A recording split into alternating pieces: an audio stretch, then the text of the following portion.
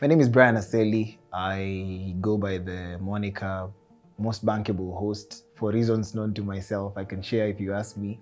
But a simple guy, firstborn in a family of 3 boys, born, raised Kawangware, 4656. Shout to that city. And I am a life enthusiast, an artist sometimes, most times, all times. But I am a media personality, yeah. My childhood has always been interesting, and what I love about my childhood is the honest people that lived around me, and that I was raised in more of a community. Like it was not just my mom and dad; it was my mom and dad, and other moms, then other dads, who would collectively just raise me. That's one thing about my childhood that I really love. I love people in general. Though people can be dangerous, I still really love people. And what about my childhood changed me is my dad identified my talent in media when I was about 7 years old. It was a Times magazine issue. We had traveled to Ocha. And so when we got there, he was like, okay, so what do you want to become? I was not sure. Yeah, at 7. I was class 1 UTM. I was in Lavington Primary School, and I was like, I don't know what I want to become. And then I flipped a page, started reading Kidogo, and my dad was like, you sound like someone I know. And I was like, I don't know who you're talking about. So I happened to go to the same school as a guy called Hamisi Temo. Hamisi Temo was in KBC by then. And he was like the main guy. It was him, Badi Musin, and a bunch of others. But then those two people really captured my attention. It was in how they would speak to the whole nation at one given time, and everyone would tune into the news. The kind of command and the masculinity that actually came with them is what really inspired me to just be in spaces. So like when I was 16 is when I sealed the deal, and I was like, I'm gonna work for a media house that I worked for about 6 years, KTN. So when I was 16, I was like, I'm gonna work for KTN. So what about my childhood? My parents, parenting, the people around me, and of course the interests that never die. Yeah. So encouragement is what made me. Encouragement from my childhood, it was what made me today. Yeah.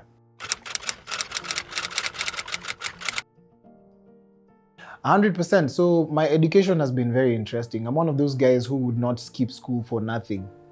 I would never be sick. And when I'm sick, I would still go home. I'll still go to school half day. When I was about 9 years old, I was like, Dad, I want to go to a boarding school. And I was like, you're too young to go to a boarding school. How about we wait for you to be a little bit older so that we take you to a boarding school? And I was like, my dad was like, okay, now that you're insisting, I'll definitely take you to a boarding school. So I was in Lavington Primary, and then later on I went to Western, a school that I love, Mululu Primary School. Uko Ocha, like, even people for Ocha, like, unaenda Uko Ocha, like, it was really interior, but it's right next to Musalia Mudavadi's, it's actually called Moses Mudavadi Primary, Mululu Primary. That's where I did my primary education. Then later on, I went to high school in Vihiga, Vihiga High School. And my life changed completely when I was about 15, 16 years old, when I met drama and theater. So that's basically where I studied, and what I studied in campus in Daystar Uni. Big shout out to everyone. Yeah, I studied communication. So I am one guy I'm working in a space where I studied for exactly what I studied for. Yeah, so I'm in a profession that I'm really suited for. Yeah. I've never seen it that way, multi-hyphenated. Yeah, or I'll be introducing myself like that now that you've said it. And so, what's up? My name is multi-hyphenated. Multi-hyphenated, yeah, that's a dope statement. I don't see myself as all those things. I see myself as an artist. I don't see myself as a script writer, playwright, radio presenter, TV presenter. I don't see myself as all that. I just see myself as a guy who pursues things that he loves. And being multi-hyphenated, as you said, is something very easy to maneuver because I'm mostly myself in every room that I walk in. I don't pretend to be something I'm not. I don't pretend to be someone I'm not. So the balance of all these things that I do, that is writing scripts, producing plays, and maybe radio and television, and my passion in music, basically I just see myself as an artist. So I go where the art is. Of course, for my day job, I have to be there on time. So my morning is pretty easy. Then for the rest, I plan my days on like Sunday evening for the rest of the week. So if I don't plan to meet you and they tell you, I can't meet you on Thursday, don't get too mad. It's because you have to really compartmentalize things and see ideas as independent as they come here. I'm not one of those complicated people. I wake up in the morning at 3:30, sometimes 4, depending on the alarm. They say you usually have 2 alarms. One is who you want to be, and then the second alarm is who you truly are. So I have 2 alarms in the morning, 3:34 in the morning. I wake up. One guy who really loves God. I love God with all my heart. I'm a Christian. I struggle with it at times, but then it's something that I hold dearly. So I wake up in the morning, I do a little bit of a prayer. I'm not even kidding. Like, I have to pray in the morning. If I don't pray in the morning, something goes south. And then I hit the shower. I don't take hot showers. Funny how I worked so hard to tell people I'm not gonna bathe in the river. I'm gonna shower I'm gonna take hot showers. But then now I decided to do just cold showers in the morning. Then soon after, I iron my clothes one night before. Crazy, right? You think I'm one of those guys who doesn't do that. I do that. I iron my clothes. Yeah, I do. But yeah, so basically that. Wake up in the morning. I don't do breakfast. My first meal is at 11 or at around 2. Meet up with my co-host in the morning and my producers. We do a briefing. Soon after the briefing, we do the show from 6 till 10 a.m. I'm on radio, Nation FM. Big shout out to everyone who works with me. And soon after, I usually have a schedule. Like, the Sunday schedule really helps me decide what I'm going to do, because I sit down, do a debrief, and get to understand what happened in the show, and throughout the show, just to get to understand how I can recalibrate for the next day. And then probably do a meeting or 2, because I also do a little bit of consultancy when it comes to media and image and branding. Sometimes it's even maybe a musician who'd like to do a media tour. So we just sit down, I do a little bit of consultancy, and then I go home, and then I cook a meal, then watch Trevor Noah. Yeah, specifically Trevor Noah. Because Trevor Noah. No, it's because I love stand-up comedy. People that inspire me are musicians and stand-up comedians. So I'm probably a stand-up comedy. If not, I watch Reels, which is dope. So, and then I call it an evening. I do my prayer in the evening, make a couple of phone calls. I make sure that I call fresh faces every single day. It's routine to call family and chat with mom and dad, my bros. That's, for me, that's religious. I do it religiously. So, and then I talk to 4 new faces. Might randomly just, if you're in my phone book, I'll say hello, hi, how are you? We don't talk, but I just wanted to say hi. Yeah. Trevor Noah is such an inspiration simply because he's one first of many. Yeah, he's done a lot of things. He's in films. People don't know he was in Black Panther as a voiceover of the pilot. So he's one of those guys who took his art and said it's not limited to just home. It's actually unlimited. So he decided to do a lot of things. Stand-up comedy. I believe that the people who have the hardest jobs are the people that make us laugh. So him winning an Emmy together with the team, that is the Daily Show team, just means that an African dream can be bright anywhere in the world. And he's the first, but we're just about to join the bandwagon. I know there's so many people who are going to come off the African peninsula to just share their dream abroad. We already have people who are in great films abroad. We have Kenyans who are actually doing great. Some of them are jurors in the Emmy Awards. And I'm so excited for what Africa has to offer, because the rest of the world has no other option but to come back home, and we know where that is. Yeah.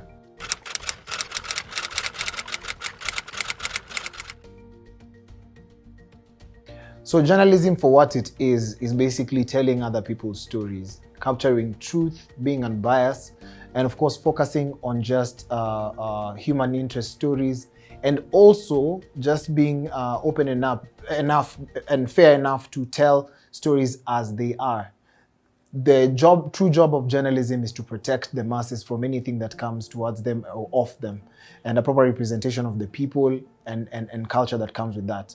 What people forget is working as a journalist will put you into spaces where you will be seen. And when you're seen a couple of times, then you earn the celebrity status because of the people you interview and the nature of the job.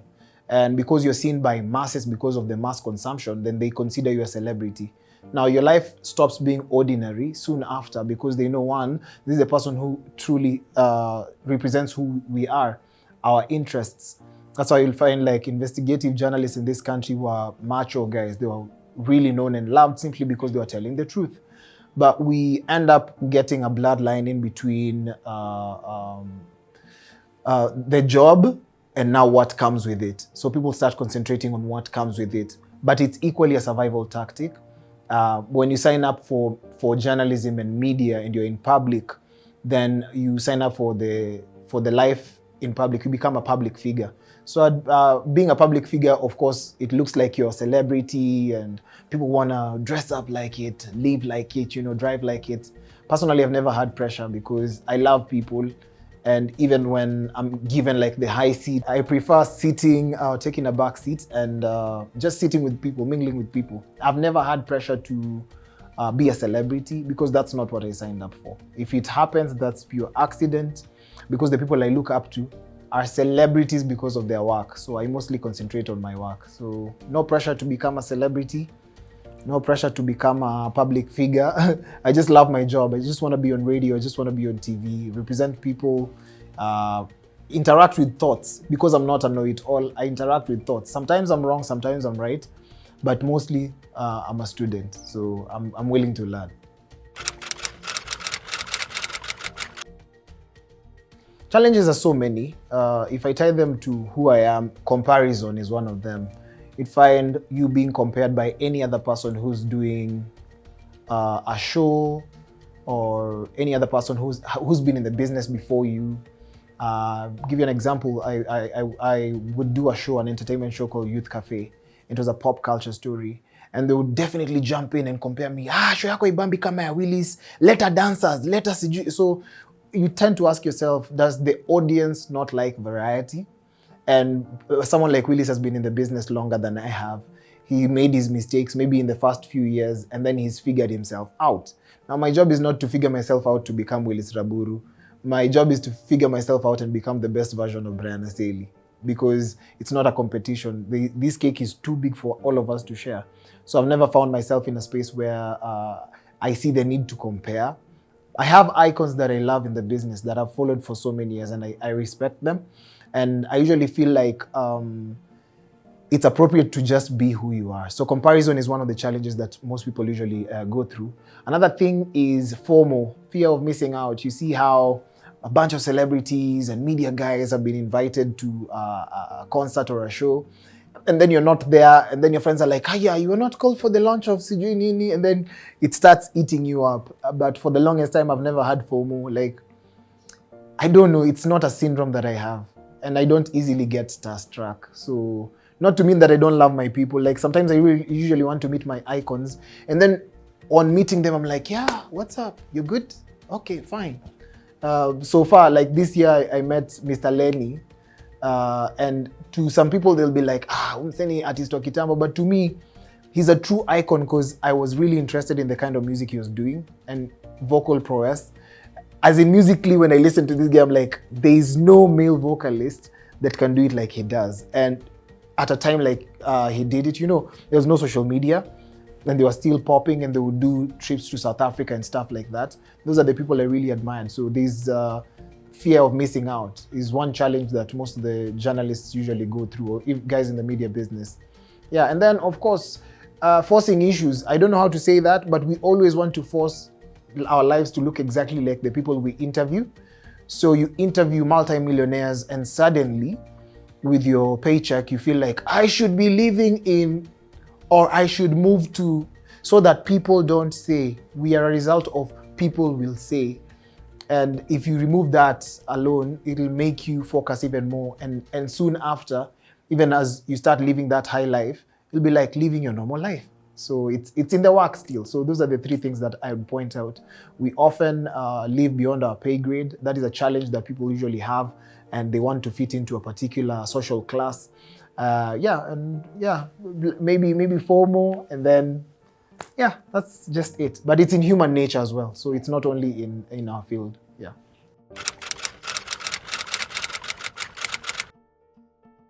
Lessons are so many, but I stick with one that my mom tells me.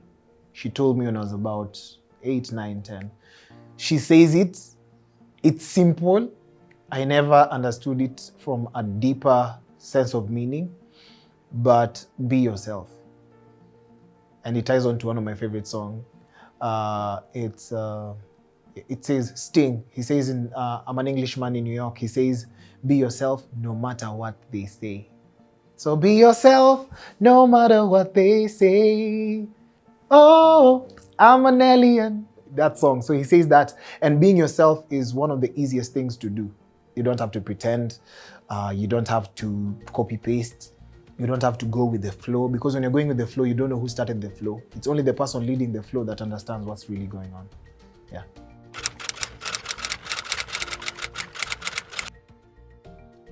Highlights are so many. Interestingly, I'm just about to brag. Kanye said there's no nothing good comes out of being humble, because even in the word humble, you have to look at yourself and downgrade yourself just to make people feel as though you're uplifted. But in most of the interviews you see within the country, I'm usually the first person to do them.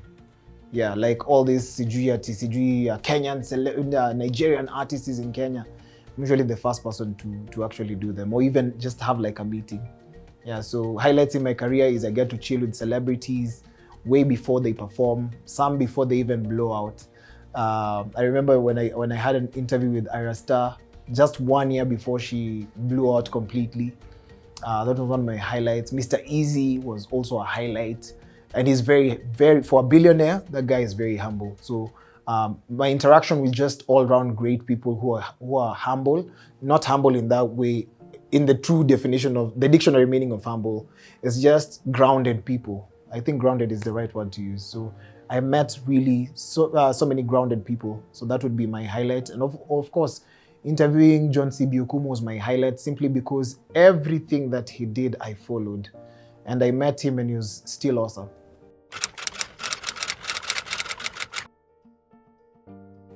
Yo, it's pressure. I've interviewed so many different people, but mostly artists.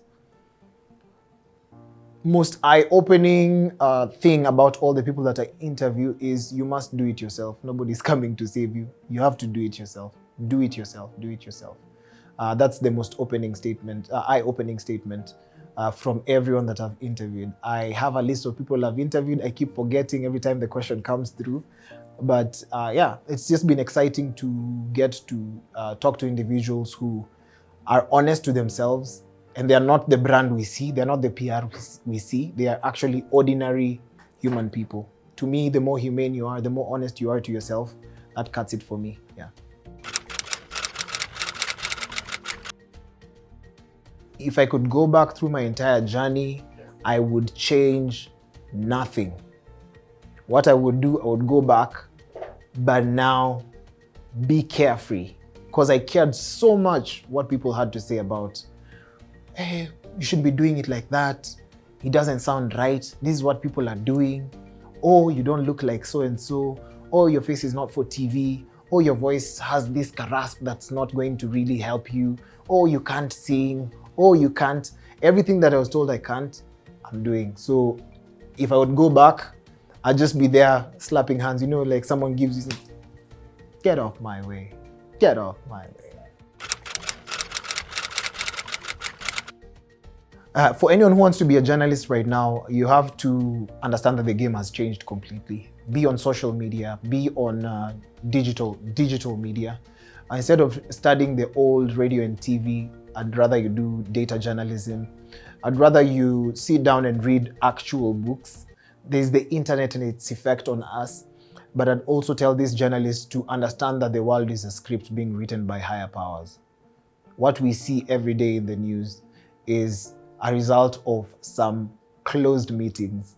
So people need to understand that the world is a major script that has been written by man. So that the things that we see, the wars that we see, the kind of trading that we see, how inferior or superior we see ourselves as people is pretty much predetermined by someone. Could be an oppressor, you could be a victim in this case, but then the script keeps on changing depending on the year or how someone is going to make money. Just learn one thing, that from your stupidity, someone earns a coin.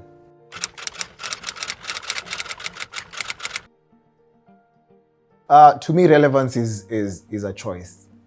It's a choice of the audience. Sometimes they decide we like this guy. But what I do to stay relevant is I am such a reader. Like, you can be smarter than me, but I'll outread you. I know a little bit about everything. But nowadays I'm narrowing it down to specific interests. So I've gotten to understand that not being relevant is also relevant. Because there are things that everyone is doing.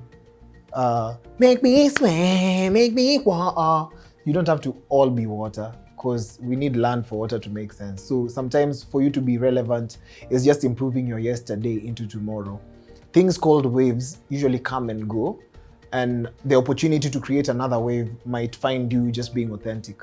So authenticity will make you evergreen, where you will last for a longer period of time, because you're not trying to be like anyone else. And there's someone who's been watching you from like age 2, and you've never disappointed them in your journey. And even when you disappoint them, you own up, take responsibility, and move on. I don't know why we judge celebrities on a high pedestal and expect them to fail. Huyu vile anaenda ata fail, predicting malice, being all bad prophets about people's lives. Because we're all human. If you'd walk every day with a camera behind your back, we'd see so many mistakes. But because it's a celebrity just out there, we use a higher measure on them. Yet they're just living their lives, they make mistakes. Only problem is that it's in public scrutiny, and they get the lashes for that. Yeah.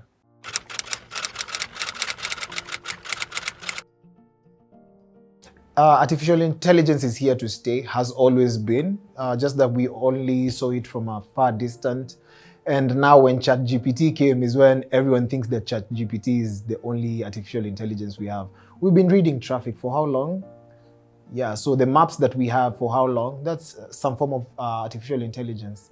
When you're studying animal habits, they always put some, maybe a tag to understand how this animal moves, studying crops and stuff like that. So this AI revolution is here to stay. And it's going to cause damage on some jobs. Give you an example, like bank tellers, that job will go down. Script writers, they will struggle because AI will struggle kidogo too, simply because it's going to write mundane.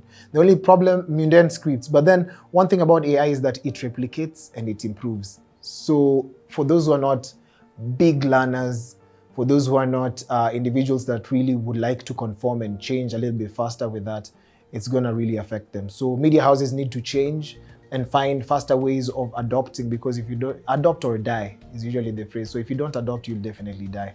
So in the Kenyan media side, I've not seen it as much, because people are still writing scripts by hand and using their creativity. Cameras are still being operated by individuals. I saw in China where it was a full-fledged AI, it was an AI studio, whereby even the person doing the news is AI generated. It was a prototype, but then I believe that if that's the future, that is the future. So people, like, if we've already started falling in love with Siri and Alexa, Siri, tell me where I'm going today. You're like, according to your schedule, that's AI. So with the patterns of the world and how it's going, robotics will take over. I'm 100% sure. And it'll look like a joke at first, and then it's going to cause all this craze. If you think I'm kidding, look at telephones and how they've changed into something different, into cell phones now. Look at magazines and how they changed, and now it's digital spaces. Look at television and now how it's been diversified into syndicated shows where people watch specific things. And our human concentration right now is below 8 seconds. Like, if you can't impress me after every 8 seconds, you're either looking to the side or something like that. So if we don't learn faster, then some people might be replaced. And those are people who don't adopt. Yeah. So my love for theater started way back. There was a time I was so bad at theater. I played God. When you're God in a production, it means that they don't want to see your face. So bad at it. So you have to speak in the background. So my interest started when I was young, like appearing in small plays. When we were still at Salvation Army, one of my cousins called Kevin, Aseli is the guy who introduced me into acting and small roles. And I started seeing it as a very interesting thing. So I started reading about people and what it takes to become an actor. Personally, I really wanted to become such a great actor and a singer and dancer. But then life had it that I developed interest for media, and then it stuck with me. But my passion for theater really was fueled by my high school life. I met Cleophas Malala. I know he's now the Secretary General for UDA. It's sometimes people usually want to dissociate themselves from their mentors, but I can't, because he's the guy who discovered my talent. And from there I met Helen Tawali and Justin Ongwen. Those guys really shaped me into the person that I am today. So I started writing scripts when I was younger with my deskia for high school, and would write plays, and they would sound funny and would feel bad. But the common interest that grew even more is now that I started performing at the Kenya National Theatre way back. And we did a couple of plays at Alliance as well. And now with that group of people that I was with in drama high school, we came together and formed a company called Next Level Production Company. With that alone, it fueled my passion for, because nobody told stories about theatre and film in Kenya. They had no platform. So I was like, let me go to school and study media so that I come and interview these guys. And I think that's where I deviated. But apart from that, my family is well grounded. My dad was a script writer. My mom was in my dad's choir. Alikatia soprano, soprano singer. So I come from a blessed family of theater, music, and arts. So I don't feel like I usually have to veer and go off. So theater is such a passion. We write plays with my brother. Most recently, we staged a play called Jaboya, and also worked with Mailer's Productions just to make sure that we get to interact. But yeah, I currently work for Sons of Muju. Brothers and I sit down, criticize, write productions. And that's why I can't leave theater. Theater basically just helps me tell stories, and I breathe fine when I'm doing theater. With music, I have been a music director in a couple of productions for Miller's Production. Sang with Helen Tawali. We've done a couple of tours in East Africa and abroad. So that really helped me have a global touch to what's really going on. And I realized that African music is superior. Yeah, African music is superior. So you'd find me arranging music here or there, but I don't do it alone. I do it alongside, Gen Zs have those ideas, Yeah, so Gen Zs are really outspoken, because I'm a millennial. So the outspoken nature really inspires me to become more of a daredevil, even with the style of music and arrangements. So I would never stop doing music, because people like Fila of Redforth Chorus gave me an opportunity, gave me my first shot when I was in uni to direct his production. And so I stay within the musical spaces because I have something to offer, not as a superstar, as in the guy singing, but as a teacher. So teaching is also one of my good gifts. Yeah. We definitely do have a theater culture in Kenya. It started way back before the 60s.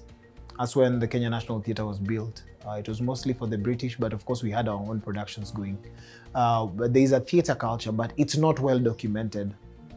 And it's also being done by individuals and who just come together as friends or family, form a small company and showcase. The theatre culture right now is growing simply because even the parents are now holding their hands of their children and telling them it's okay, you can actually be an actor.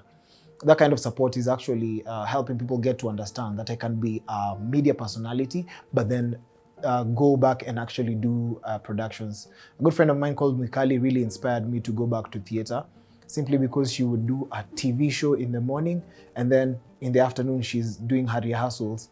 And I was like, if she can divide her time like that, then that's something really commendable. So there's a theater culture growing, more young people writing, more young people producing, more young people acting.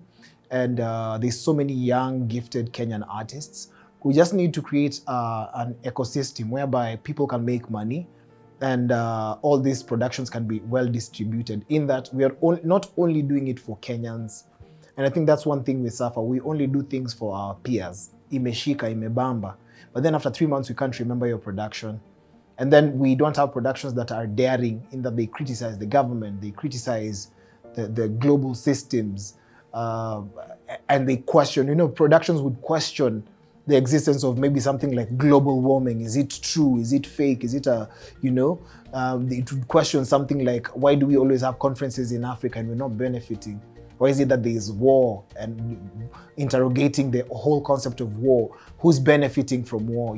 Such things would definitely call the attention of our multinationals. But right now, we're just doing productions in a bamba, in a shika, and then we go home, sawa, imebamba, alafu. Yeah.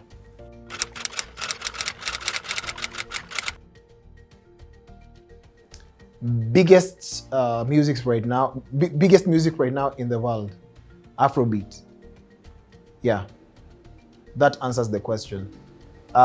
Biggest sound from South Africa, Amapiano.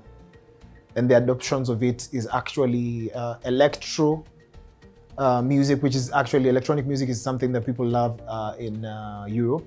So I believe that right now, Africa will take over because of the kind of population we have.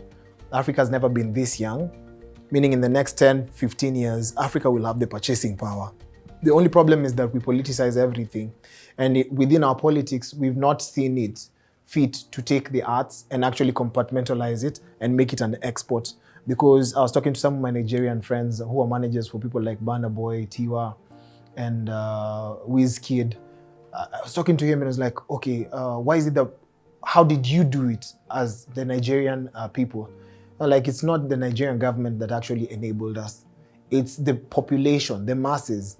And they made a choice, you know what, we're going to consume Niger music. And then it started gradually growing. And then with the whole patriotism, a Nigerian is a Nigerian everywhere. So they exported the culture through books. Some of the greatest writers in Africa were literally, like literature and everything. They were really good writers. The Wole Soyinkes, the Chinua Achebes, who are at Harvard and Oxford, and they were lecturers. They would export the Nigerian language. So it's very hard for us to penetrate if we don't export our culture. And the only problem is that we've been infiltrated by globalization of things. So people are loving the whiteness of things. Oh, even I have an accent, apparently. Even you have an accent. You have an accent that's Kenyan, and then you have that accent that you speak when you meet like dope people, which sounds a little bit white, And so it really affects who we are as a people. But right now, I believe that if Africa creates an ecosystem for its music, then we will definitely grow together. Instead of criticizing, mbona wase wanaimba Afrobeat, mbona umse anaimba Afrobeat, or why is it that we're leaning towards Afrobeat? It's time for Afrobeat, and maybe the variations of Afrobeat will incorporate our gengeton, will incorporate bongo. We never know. There are pianos. We just need to unite as Africans, because I believe that there's someone working day in, day out to make sure that Africa is not united. Because everyone is coming to Africa. Yeah, everyone must come to Africa. Mm-hmm. Kenyan music industry is such a sphere. It's very great. It has, vocally, we have the best artists. We have very few entertainers. So you're a good songwriter, you're a good vocalist, you don't put in the work to become such an immense stage performer. Why Nigerians beat us? And I was talking to also an individual who came to our show. He was like, vocally, Kenyans tunawashawa Nigeria hivi. I mean, put Sage on stage with any other Nigerian artist. Tutawapaka rangi. Put Akina Njerai, Akina Mudhaka, these amazing female artists. Put Watendawili, put Bien. And Bien is actually proving everyone wrong with the kind of music he's doing right now. Vocally, we can really outdo anyone. But the only problem is that we have zero infrastructure to make sure that our coin circulates at least 40 times before it gets out. We don't consume Kenyan music. The societies that are meant to help us collect the money, or the artists collect the money, they collect, yes, but just not enough. Because most recently you've seen 20 million shillings being distributed to 16,000 artists. Yani hapo mtu mmoja akikula 10K, if one person just gets 10,000 shillings. Everyone else will score below 1,000 shillings. So keeping in mind that there's production cost and stuff like that. We don't have enough ambassadors outside to propel our music. If Lupita was out there listening to Gengetune, if Eddie Gadegi was out there listening to Gengetune, if our ambassadors would create forums for Kenyans to travel there and actually perform, imagine every embassy creating an annual Kenyan festival where individuals would actually go there and perform. Imagine that. And as soon as you imagine, you'll come back home and nobody else is imagining like you. So that's the only problem. It ends at imagination. Yet, we had Kalamashaka perform during the MTV Awards. That is what triggered Nigerians to decide, you know what? We are never going to allow anyone to be the guy to highlight our events. So what did the billionaires do? Picked a bunch of guys. They traveled abroad, studied music, came back, established music production companies, blew out. I mean, someone like Don Jazzy, we see him, we make fun of him online why he's not getting married and everything, but guy produced for Kanye, you know? And there's so many other different artists. Someone like Kelpie Vibes, people don't know that he was one of the guys creating soundtracks. That is Burna Boy's producer. He's producing soundtracks now for movies like Creed, you know? And even in Wakanda Forever, some of the tracks that came off that were a bunch of Nigerian artists. And I don't know why. We can't, every time a Kenyan leaves the country, they leave their patriotism at home. And that's the only problem. We don't have exports. And when we have, they become American or whatever country they are at.